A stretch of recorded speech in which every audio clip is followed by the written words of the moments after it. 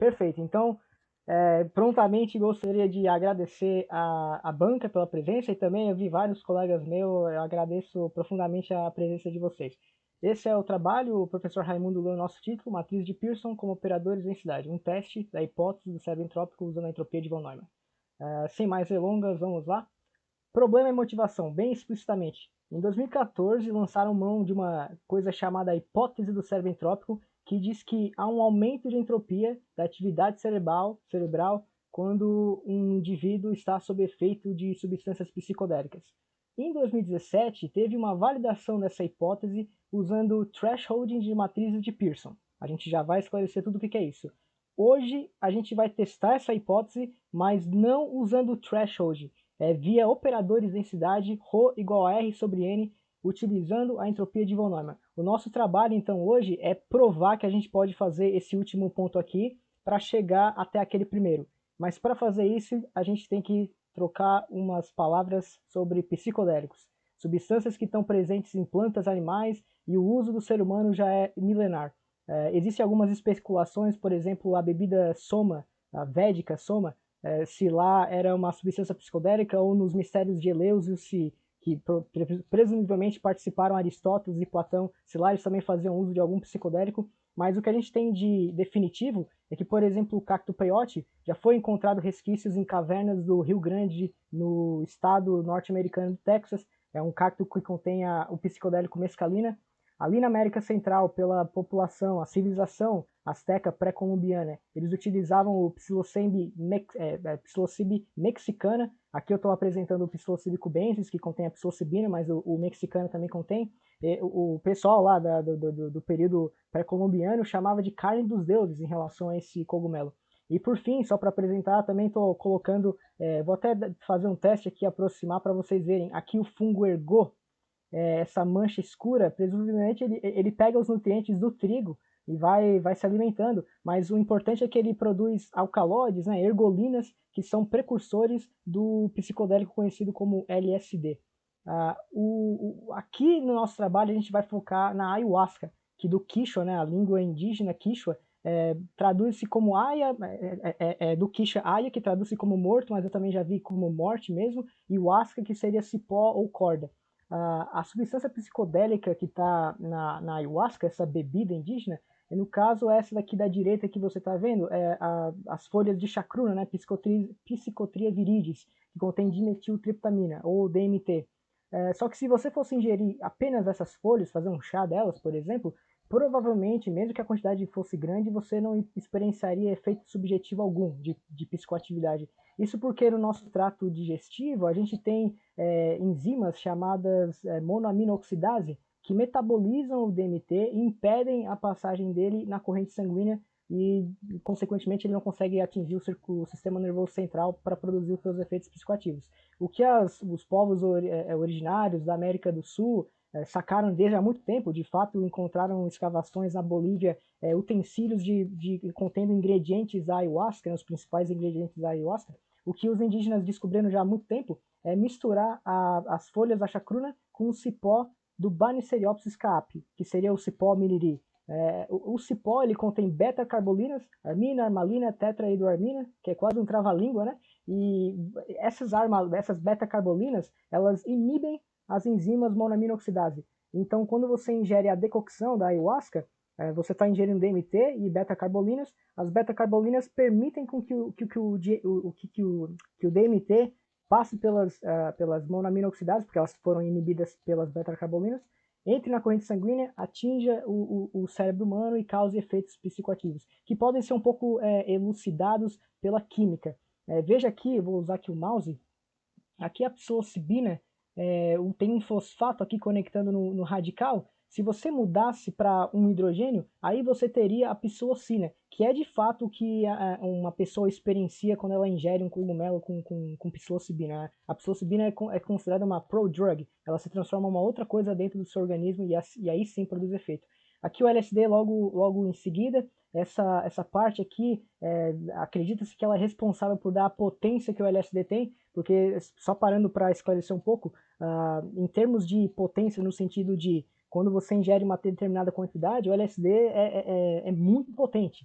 Você precisa de, por exemplo, 100 miligramas para ter um efeito agudo em mescalina, mas no LSD basta alguns microgramas, então são várias ordens de grandeza, né? E por fim, né, o nosso protagonista é dimetiltriptamina, que eu gostaria de contrastar com a serotonina, que não é um psicodélico, é um neurotransmissor endógeno, está associado a diversos processos, ela modula a transmissão de outros neurotransmissores no organismo, dos seres vivos em geral, e mas você vê uma estrutura muito similar entre todas essas substâncias, né? Não precisa ser químico para reparar, mas eu ainda assim vou destacar a estrutura, que é chamada de esqueleto triptamínico. Essa estrutura aqui vai ser muito sugestiva de alguma relação com a serotonina, e a gente vai ver no próximo slide que de fato esse é o caso. Os psicodélicos, quando eles foram descobertos pela civilização ocidental, eles tentaram ter alguma definição. Inclusive, deixa eu só comentar rapidinho, na minha dissertação recomendo, depois se passar e tudo é certo, as pessoas verem que existe um livro de farmacologia consagrado, onde o autor do capítulo ele admite a dificuldade que é definir psicodélicos pela questão da experiência subjetiva, a questão da exaltação religiosa, por exemplo. O Aldous Huxley, aqui na fotografia direita, ele foi apresentado a mescalina pelo seu psicólogo, psiquiatra, o Humphrey Osmond, britânico também, depois naturalizado canadense, se não me engano. E Huxley, ele escreveu todo um livro dedicado às experiências dele com mescalina, né?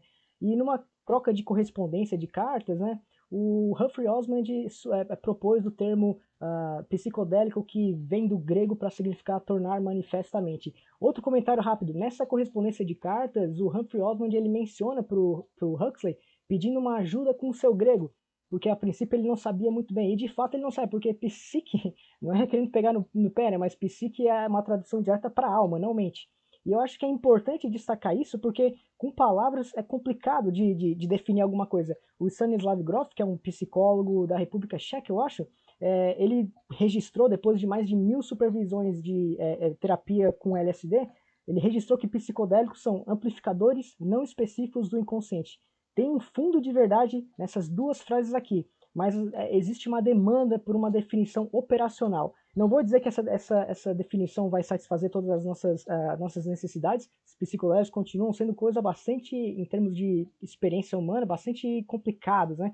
Mas a gente tem uma definição operacional que é em termos de agonistas serotoninérgicos. É isso que psicodélicos seriam. Então, você vê que eles são agonistas dos receptores de serotonina. Estou aqui destacando, por exemplo, o 5-HT2B. É um tipo de receptor de serotonina. E lá dentro, não sei se vocês conseguem ver, eu vetorizei para dar um zoom grande, você está vendo a molécula do LSD encaixada no receptor, que são todas essas hélices aqui feitas de proteína que ficam na membrana da célula nervosa, né? Aqui, essa partezinha vermelha é uma mudança na conformação do receptor quando ele é encaixado com o LSD lá dentro. Essa partezinha aqui foi chamada de tampa pelos pesquisadores em 2017, e a ideia é o seguinte: quando o LSD se acopla àquele receptor, a esse receptor 5-HT2B, essa tampa impede com que ele saia.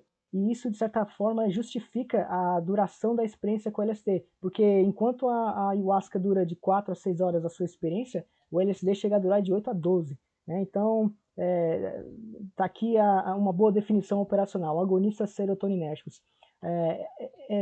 Essa parte científica aí, a gente pode destacar um tempo muito, uma cronologia legal aqui, começando com os trabalhos do Vollenweider, que mostrou de fato para seres humanos. Antes a gente tinha modelos de rato, mas em 98 o Vollenweider mostrou que a psilocibina de fato estava interagindo com os receptores de serotonina para produzir os efeitos dela. Aqui, o trabalho do professor Draulio, que está compondo a banca, mostrou que existe ativação, os sujeitos que estavam com efeito de ayahuasca, com fMRI, né, a gente já vai ver o que é isso, mas havia ativação de certas regiões occipitais, né, sistema visual, e o Carl Harris, lá do pessoal do Imperial College, corroborou esse achado do professor Draulio, que é muito bonito. O título ganhou o nome, né, Enxergando de Olhos Fechados. As pessoas de olhos fechados, com efeitos de ayahuasca, ainda conseguiam visualizar coisas, ou no caso o sistema visual estava superativado, né? O que de certa forma valida os conceitos, né, de mirações das religiões ayahuasqueiras no Brasil.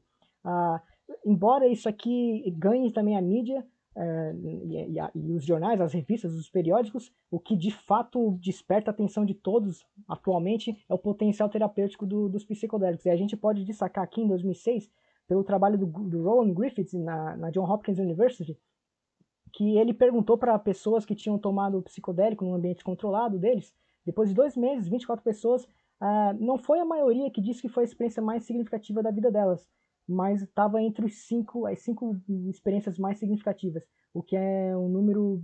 Teve pessoas que compararam ao nascer de um primeiro filho ou a morte de um pai. Aqui no lado, um trabalho fantástico da Fernanda, que também está compondo a banca, mostrando o rápido efeito terapêutico antidepressivo da ayahuasca. Então você vê aqui que, comparado ao placebo, os dois caem um pouco e a ayahuasca permanece bastante consistente, enquanto que o placebo começa a subir. Se me permite um breve comentário, eu adoro essa imagem aqui, mas não apenas pelo resultado da ayahuasca, é pelo placebo. Eu estou lendo um livro que saiu há pouco do Marcelo Leite, que conta a história dos pesquisadores psicodélicos, e é fascinante saber quem eram os pacientes que estavam sendo tratados. Então você vê que mesmo com placebo, em decorrência do cuidado, da atenção, do sistema SUS, você viu uma diminuição nos scores de depressão até nas pessoas que tinham placebo. Então é importante reforçar aqui que existe farmacologia, mas também existe senso de comunidade e receptividade para você tentar tratar esses males do século XXI. Então, dito isso tudo, vamos para a parte mais técnica, acho que da apresentação, que é a hipótese do cérebro entrópico, né, o que a gente vai testar. Então, estou roubando aqui do artigo deles, né, traduzindo ao pé da letra. A hipótese é essa: a entropia da atividade cerebral indexa a riqueza informacional de estados de consciência. Para começo de conversa, a gente tem que esclarecer o que é entropia. Entropia, em teoria da informação, é uma incerteza associada a um sistema. Tá? Então essa aqui é a fórmula de Shannon, onde você tem uma variável aleatória, e aí dentro da equação você vai ter a distribuição de probabilidade dos valores que podem assumir segundo o espaço amostral. Eu sei que está um pouco chatinho na matemática, mas talvez ilustre um pouco com esses gráficos. À esquerda você tem uma distribuição muito centrada, totalmente centrada num único valor. A incerteza que você tem associada a essa distribuição é nula, porque soa até contraditório você falar que é uma variável, né? Ela não está variando de forma alguma, ela está lá num único estado fixo, rígido, digamos assim. E a entropia com certeza é zero, vai só fazer depois a conta. Mas contrasta isso com a entropia, a distribuição ao lado, onde tudo é igualmente possível, né? Você tem 5 bins aqui, né? 5 caixinhas, cada uma valendo 0,2%, desculpa, 20% para rodar elas lá, né? De acordo com a probabilidade. E a entropia é máxima e é dada pelo log da cardinalidade do espaço amostral. Eu sei que eu não fugi muito da matemática, mas eu gostaria de reforçar a intuição aqui. Pensa que no lado esquerdo a gente tinha um dado onde todas as faces tinham apenas um número 1, por exemplo. E você joga o dado, não há ganho de informação algum quando você vê que saiu o número 1. Você já sabia disso, não tem surpresa, não tem certeza alguma. Se você olha então agora para um dado de 6 faces, tudo muda, né? Quem é que nunca jogou um jogo, estava lá jogando uns dados, precisava daquela face 6, saiu, e além da questão fisiológica, da recompensa, né, que a pessoa fica feliz, a entropia captura essa ideia de ganho de informação, de incerteza associada a um sistema. Dito isso, novamente, agora a gente entra na questão da entropia, da hipótese do cérebro entrópico. Basicamente, você pega uma barra e diz que, de um lado, você tem correlatos neurais com estados de consciência rígidos, tá? E do outro lado, você diz que tem correlatos neurais de entropia elevada com estados de consciência flexíveis, tá? Para o caso da rigidez de estados mentais, você vai ter, por exemplo, estado de coma, depressão, adicção, todos os comportamentos maléficos e rígidos, difíceis de sair, no caso. Do outro lado, com entropia elevada, você vai ter no extremo estado psicodélico, privação sensorial, psicose. Tudo com essa ideia de entropia de Shannon, né? Avaliando essa entropia dos correlatos neurais dos estados de consciência. Uma coisa que é importante de destacar aqui é que em 2014 o Carl Harris ele focou bastante em psicologia freudiana. Em 2018, quando ele revisitou o artigo, eu acho que ele dedica só um parágrafo. E mais lá para frente, depois em 2019 ele lança um outro artigo que menciona mais um pouquinho, mas não tem muito. Então por isso que eu não estou mencionando aquela ideia de consciência primária, consciência secundária, ou até criticalidade dos estados. Mas na hipótese original, isso tudo está contido. testes à hipótese do cérebro entrópico tem vários, o Enzo Tagliazucchi, o físico lá argentino, fez em 2014, Lebedev fez em 2017, Aline Viol e companhia fizeram em 2017, 2019, recentemente a gente tentou fazer um Felipe 2021, mas a gente ainda está trabalhando nisso.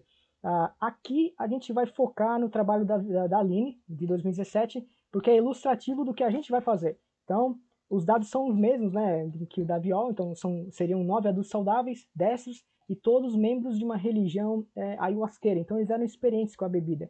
Cada um ingeriu de 120 a 200 ml de ayahuasca, que tinha esses números especificados dos compostos químicos. Não foi constatado armalina e tetrahidroarmina na análise que fizeram. E eles eram pedidos para ficar em estado de repouso desperto. Aonde? Numa máquina de ressonância magnética funcional. Antes e depois de 40 minutos da ingestão. Aqui, inclusive, eu só vou aproximar, eu acho que é esse o aparelho mesmo, depois vocês me corrigem lá na hora da arguição, em Ribeirão Preto, eu acho que tem Magneton, Siemens, 1.5 Tesla, não sei, mas eu tentei pegar o que estava nos artigos. Vamos então falar por que a gente está usando a gente está procurando dados de fMRI e, em particular, séries temporais de fMRI. Primeiro, o que seria, né, imagem por ressonância magnética funcional? Muito rapidamente, quando você executa uma tarefa cognitiva, a população de neurônios associados àquela tarefa acaba gastando energia. Porém, os neurônios eles não têm reservas internas de glicose e energia depois desse gasto. Então, a todo instante tem um fluxo de sangue oxigenado trazendo essa glicose para eles, né, para recompensar a perda de energia. Acontece que sangue oxigenado responde de maneira diferente a um campo magnético quando a gente quando a gente compara com um sangue não oxigenado. Então, baseado nesse contraste e sob a aplicação de um campo magnético forte, você consegue criar, através desse contraste, uma imagem tridimensional do cérebro humano, que é o que você consegue ver nessa imagem à esquerda.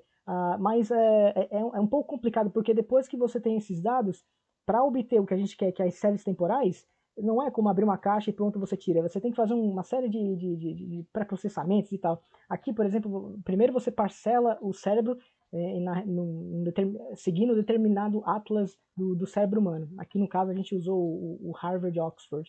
Depois você faz a extração de fato das séries temporais. Mas repara que elas estão um pouco barulhentas, né? Então, o que você faz é aplicar um filtro. Aqui eu só quis ilustrar, vou dizer aquele filtro Morlet. Opa, desculpa.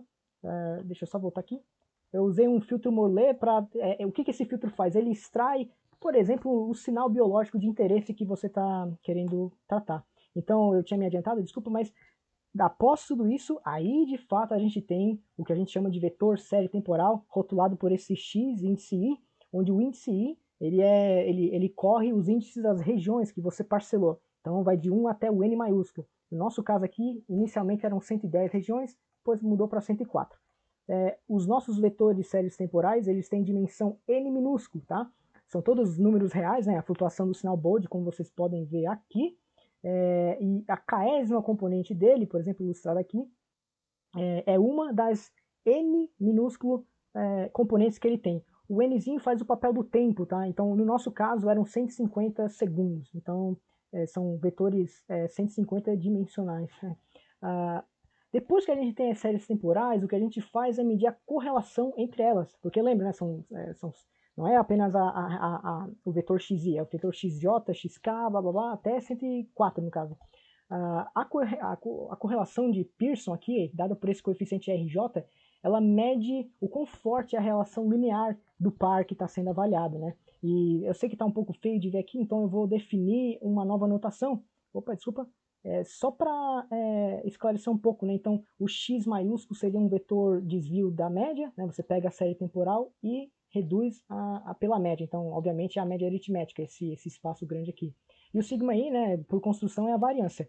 Agora, tá bom, mas vamos sempre tentar trazer para o sistema físico. A gente tem um cérebro e a gente particiona ele em 10 regiões, digamos assim. Cada região, por exemplo, o IJ, vai ter associada a ela uma série temporal. Então, o XI continua sendo laranja, agora o XJ é o azul, tá certo? O que é a correlação de Pearson? É você pegar ponto a ponto dessas duas séries, ficar diminuindo pela média da própria série, cada uma respectivamente, né? e fazer o produto com a divisão dos desvios padrões. É uma conta relativamente imensa, mas no final das contas, quase literalmente, você obtém um número. Desculpa, você obtém um número que está entre -1 e 1, tá? É um número real e que, pelo fato de você ter várias outras regiões, você pode tentar escrevê-los em uma tabela, né, que no caso é uma matriz, né, região por região. Então, a correlação de Pearson da região x e xj, que aqui eu estou destacando, ó, é região só j e i, né? Então, por exemplo, eu coloquei então a terceira linha é o vetor i, a nona coluna é o vetor j. O coeficiente de correlação de Pearson é este númerozinho que entra naquela entrada. Mas repare que são duas entradas, porque o coeficiente de correlação de Pearson é simétrico, tá? Então é por isso que eu coloquei essas duas aí. Dá para ver explicitamente na equação da definição dele. Outra coisa que vem de imediato dessa construção de coeficiente de correlação de Pearson é a diagonal dessa tabela, dessa matriz. Ela é toda constituída por uns, e faz sentido, né? Quando você faz a correlação de uma série com ela mesma, se não tem lag temporal, você espera obter o máximo de correlação, né? O máximo de similaridade. Por quê? Perceba que aqui, ó, eu também botei uma cor de barra, uma barra de cores. Então, aqui você viu que a correlação da região I com a J deu negativa. O que está acontecendo?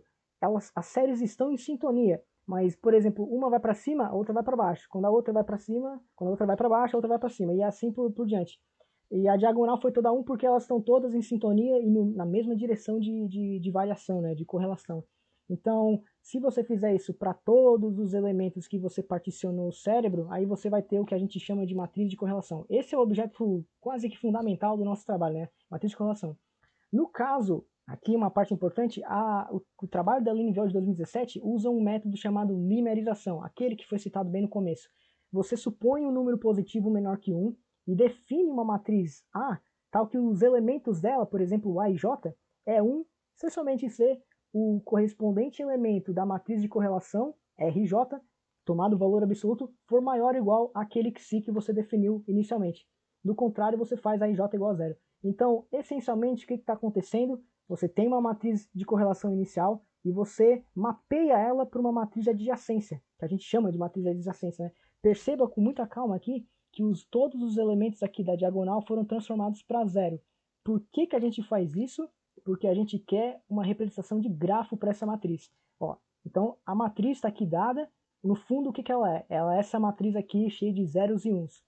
E o que é isso? É uma representação de grafo, tá? Onde o nó I com o nó J está sendo representado pela linha I, coluna J, e a conexão entre eles aqui é dada pelo valor igual a 1 nessa entrada aqui IJ. No fundo, a gente quer a mesma coisa, só que de um modo diferente, né? uma linguagem diferente. Por exemplo, isso aqui vai dar no cérebro, que é uma outra forma de modelar e fazer as contas e tal, né? Uma das grandezas importantes é a distribuição de grau. Então, por exemplo, o grau é a quantidade de conexões que um determinado nó faz. Suponha agora, bem importante, que você tem uma rede de 7 nós, onde todos esses nós têm o mesmo número de grau, por exemplo, 2. O ponto-chave aqui é entender que não há nada que aconteça, essa configuração ela é fixa, não tem nenhuma incerteza associada a ela, né? Eu estou querendo aludir ao quê? A uma ideia de distribuição, né? No caso, a distribuição de grau. Ela está informando sobre os tipos de configurações, os padrões da rede. Essa rede aqui de cima, ela só tem uma só. Ela só tem uma configuração. Agora, suponha que a gente fizesse o grau do jésimo nó mudar de 2 para 3. Necessariamente, um outro nó também vai ter que mudar para 3. Mas qual deles vai ser? Pode ser esse primeiro, pode ser esse segundo, pode ser o terceiro, pode ser o quarto. O ponto-chave aqui, de novo, é que antes você tinha um vínculo que deixava as configurações rígidas em uma única só. Agora você tem 4 configurações só pelo fato de você ter eliminado aquele pequeno vínculo do grau. Importantemente, isso aqui foi utilizado pelo trabalho da Linviol para calcular a entropia de Shannon, da distribuição de grau das redes antes e depois da ingestão de ayahuasca. É claro que aqui é vida real, né? Então você só pode falar de uma certa tendência de centralidade na distribuição de grau das redes antes. Mas você vê que, por exemplo, após a injeção do chá, aqui no gráfico da direita, os graus que os nós estão fazendo, as conexões, desculpa, acho que as conexões que os nós estão fazendo, elas estão saindo apenas só do 20, do 15, indo para 10, 5, né? Então existe uma espécie de alargamento, característico de uma distribuição um tanto mais incerta, que pode ser capturada pela entropia de Shannon, né? Já que a gente tem a distribuição de grau, basta calcular, aqui eu só mudei para o logaritmo natural, tá? E o que a Viol e o companhia em 2007 fizeram foi fazer com que ΔS, né, mostrar que ΔS, sendo definido como a entropia depois da injeção do chá, menos antes, é positiva, validando, né, a hipótese do cérebro entrópico. Porém, existem prós e contras nessa técnica do thresholding. Eu quero deixar bem claro já de início, eu não quero dar uma de revolucionário aqui. É um método bom, ele só tem que ser usado com cuidado. Por exemplo, um pró dele é você eliminar o ruído. Né? Se você estabelece para uma certa correlação um p-valor menor que alfa, digamos 0,05, você provavelmente vai estar eliminando algumas correlações que não deviam estar ali. Elas são espúrias, elas são fruto do acaso. Não vou entrar no mérito dessa questão do p-valor, tem toda uma discussão hoje em dia, né? Mas é válido, né, você tentar eliminar ruído através dessa técnica. Por outro lado, você também pode eliminar sinal fazendo isso. Pega o exemplo mais simples possível, né? Dois nós. A matriz adjacência que representa esse grafo ou é a da esquerda ou é a da direita. A da esquerda diz que os nós estão desconectados. A da direita diz que eles estão conectados. Então, é só essas duas configurações que existem. Porém, a matriz de correlação, pelo fato do elemento fora da diagonal ser um número real entre -1 e 1, você tem todo um espectro de conexões, correlações possíveis, né? Então, não, eu não estou fazendo injustiça, não, ele não é um número não enumerável, é um infinito não enumerável de conexões possíveis, né? de tipos de correlações possíveis. Então, certamente você elimina ruído usando threshold, mas também sinal. Um outro pró, só quero citar perifericamente, esse artigo também da Line de 2021 aborda a questão de preservação de topologia das redes quando você lineariza, né, ou binariza a matriz. Binarizar é outra expressão para o que a gente está fazendo, é transformar tudo entre 0 e 1. Só que eu poderia responder com outro ponto contra, que é a fabricação de complexidade. Esse artigo também, vou citar somente brevemente, eles mostram que a partir de uma distribuição normal, aleatória, você consegue fabricar, usando threshold, de complexidade, coisas que você só enxerga em sistemas sociais, seres vivos e coisas do tipo. Então, para se tomar cuidado. O último ponto pró é que a matriz A ela é computacionalmente inócua, né? Você tem basicamente uma tabela de números 0 e 1. Então, beleza, mas e se você tiver um conjunto de matrizes de adjacência, onde aquele M ali é muito grande? Aí começa a ser intimidador. E é justamente isso que acontece quando você faz o threshold. Você nunca usa só um valor, praticamente nunca. Você usa um intervalo, por exemplo, 0.3 ou 0.6. Então, baseado nisso tudo, a gente se mostra bastante incentivado de procurar alternativas. E está aqui a nossa, é usar matrizes de Pearson como operadores de densidade, nosso título do trabalho. Então vamos lá. Seja ρ o operador densidade do ensemble de n vetores de estado psj, onde o ρ é dado dessa forma.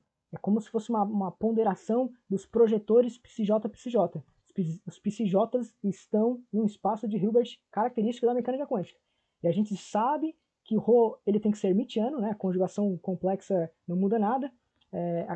Ele tem que ter o traço normalizado, né? A soma da diagonal tem que dar 1, e ele tem que ser positivo semi-definido, que é ter os autovalores não negativos, ou maior ou igual a 0, né?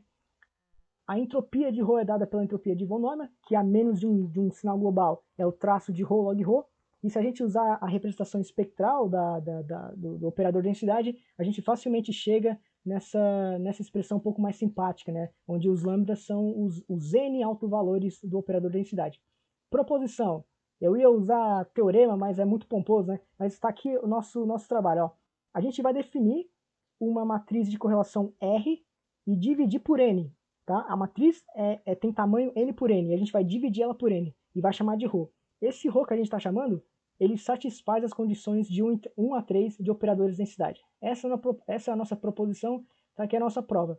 Hermeticidade, a gente está cansado de saber, né, que os coeficientes de correlação de Pearson são reais e simétricos. Então, essa matriz que a gente definiu não é apenas hermitiana, ela é simétrica. Então está provado. No traço normalizado, basta olhar para cima e colocar xj igual a xi. Então você vai ter variância sobre variância igual a 1. E aí quando você coletar todos esses 1s fazendo o traço da matriz, você vai ter uma quantidade n de 1s, né? Então n sobre n, 1, está normalizado. Para 3, basta mostrar que o R em si é positivo semidefinido, que é fazer o sanduíche, né? VRV maior ou igual a zero para qualquer vetor real V no espaço n-dimensional. Isso a gente faz, né, escrevendo em termos de componentes, somatório J, componentes VI e VJ do vetor, batendo, né, sanduichando o já aberto RJ, tá, para facilitar. A primeira coisa que a gente reconhece é a permutação dos somatórios. Né? Você vai somar K, depois IJ, e colocar por linearidade os vetores lá dentro, encostados nas componentes XI e XJ. Aí, fazendo isso, você reconhece que essa soma em J pode ser transformada numa única só que com o valor absoluto ao quadrado. Né? E aí agora você está somando coisas ao quadrado, né? Então isso aqui é tudo positivo, não tem como, essa soma não tem como não ser positiva também. Então está provado aqui. Observação, né? Eu poderia usar um corolário, mas não usei teorema naquela vez, então eu só vou de observação. O nosso S de ρ está no intervalo 0 até logaritmo de n. Lembra que lá atrás a gente viu que a entropia nula estava associada a uma distribuição centrada. E a entropia maior, que era logaritmo da cardinalidade do espaço amostral, estava associada àquela distribuição totalmente aleatorizada, né?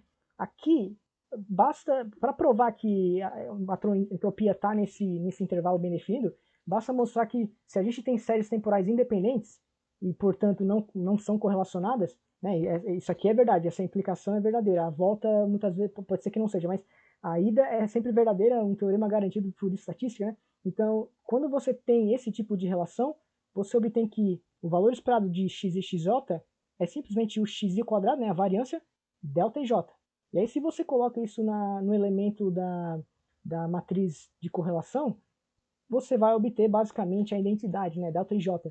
E por sua vez, quando agora você coloca lá no operador densidade, você vai ter identidade sobre n, o que em mecânica quântica é um objeto bastante conhecido, é um estado misto e tem entropia logaritmo de n. Tá? Para provar o outro extremo, é só lançar a mão de pares totalmente correlacionados, o que significa que a matriz de correlação é constituída totalmente por 1, né? Toda a entrada RJ é igual a 1. E em fazendo isso, também é fácil mostrar que R quadrado é NR, e por sua vez, o ρ quadrado, a definição R sobre N, vai te dar R sobre N, que é o próprio ρ. Então, o ρ é idempotente. Então, vamos botar lá essa relação dentro da forma da entropia de von Neumann. Traço de ρ log ρ é igual a traço de ρ logaritmo de ρ quadrado. Estamos usando a idempotência. Vamos trazer o 2 para baixo e colocar o 2 para fora do traço. Só tem um número que eu conheço que quando você dobra ele, você vai ter ele mesmo, que é o zero. Então está provado, já era esperado porque ρ quadrado idempotente é um estado puro em mecânica quântica. Então tá, a gente tem os fundamentos matemáticos bem esclarecidos desse método, vamos para os resultados. Primeira coisa, as matrizes. Eu faço questão de dar um zoom porque foi bem difícil plotar, foram muitas horas, são matrizes 104 por 104, totalmente vetorizadas, pode dar zoom infinito. Você consegue ver que todos os elementos da diagonal são o valor máximo, né? No caso aqui é 1 sobre 104, a gente normaliza, né? Do outro lado, a gente tem a matriz ρ logaritmo de ρ, onde esses elementos da diagonal aqui, quando somados, vão nos dar justamente a entropia de von Neumann. Então esse aqui é só um slide de apreciação, né, das figuras, na realidade. Eu agradeço ao professor Ernesto por dar essa ideia. Vamos para o resultado que é mais interessante, que é a variação da entropia. Né? Primeira coisa, eixo X é o sujeito, de 1 até 9. Tá? E o eixo Y é a entropia normalizada. Normalizada por quanto? Por logaritmo de 104, que a gente mostrou que é o máximo que o nosso sistema de 104 nós consegue. É o máximo da entropia desse sistema. Então, com exceção do sujeito 1 e do sujeito 9, a gente tem um aumento de entropia para todos os demais sujeitos. Né? Alguns têm mais, outros têm menos, mas a maioria, digamos assim, né, 7 de 9, a gente viu a entropia maior que zero, né? A variação da entropia é maior que zero. E o número de indivíduos é muito pouco, né? Então, a princípio, não dá para fazer um teste estatístico mais robusto. Mas é isso. Por fim, eu queria só esclarecer um pouco o big picture aqui, né? Tá, medimos a entropia, né? E agora, tudo começa lá com o receptor sendo atuado por um psicodélico. Alguma coisa acontece ali. Existem alguns modelos de que há liberação de glutamato que excita outros neurônios na vizinhança e que excitam outros, e aí no final você tem ativação do sistema occipital lá, visual, aí você consegue medir ou por teoria de grafos um aumento, né, um alargamento da distribuição de grau, ou pelo que a gente acabou de fazer, né, um aumento da entropia de von Neumann, e claro, talvez isso esteja flexibilizando os estados mentais depressivos das pessoas que utilizam então por exemplo, a ayahuasca, e isso ajudaria no tratamento deles, tá? Esse é o big picture, e aí por fim mesmo, conclusão, nosso método é matematicamente robusto, tá? E importante dizer, é independente de threshold. E aí a gente tira um passo de arbitrariedade, né? Porque aquele valor que se tem uma certa arbitrariedade associada a ele. Segundo ponto, o método é um pouco parcimonioso, no sentido de ser econômico utilizar uma única matriz Rho para cada amostra. Né? Antes você tem várias matrizes de adjacência para cada threshold. Né? Terceiro ponto, ele é, assim, grosso modo, ele é consistente com a hipótese do cérebro entrópico, faltaria teste estatístico, né, para fazer, e faltaria participantes também. O quarto ponto ele é genérico e prontamente implementável. Por quê? A gente está aqui focado no cérebro, mas vários sistemas são moldados por uma matriz de correlação. Então, a princípio, você pode moldar outro sistema, em geral, sistemas complexos, né? Mercado financeiro, né? Medir a correlação do preço de ativos, pega o índice lá, o S&P 500, você teria 500 nós, vamos analisar a entropia dele e tal, ver o que acontece antes de crise, depois de crise, e isso também poderia ser aplicado para modelos epidemiológicos e etc. Aqui, por fim, eu coloco uma frase que a internet diz que é do William James, mas eu procuro e não encontro a evidência disso, mas não importa, é uma boa frase. Para estudar o anormal, a melhor maneira de estudar o anormal é estudar o normal. Do William James, eu fico aqui com os meus agradecimentos à CAPES pelo financiamento nesses 2 anos. O programa de pós-graduação em física via o departamento de física que me hospedou apesar da pandemia, né? 50% do tempo eu fiquei lá. E também não faria nada disso sem o LaTeX. No caso, essa é a apresentação. Muito obrigado, estou pronto para as perguntas.